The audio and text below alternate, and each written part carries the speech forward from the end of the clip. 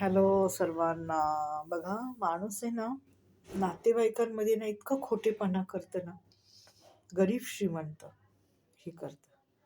आता माझी बहिणीची मुलगी आहे, चांगली आहे बिचारी, खूप चांगली. मी नेहमी सांगते, तिच्याशी काही नातेवाईक खोटेपणा करतात, असं चांगलं नाही ना. ह्याच्याशी खोटेपणा कर, त्याच्याशी खोटेपणा कर, ह्याला खोटं बोल, त्याला खोटं बोल.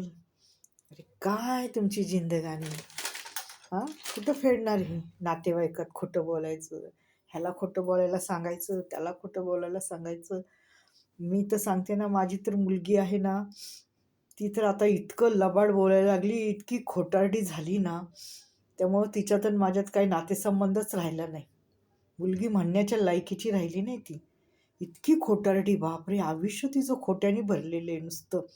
म्हणून माझं आणि तिचं नेहमी भांडण होत असतं.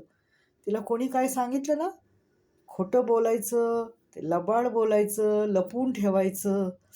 फार म्हणजे फार तिच्याकडून वाया गेली बाई ती. खरंच वाया गेली.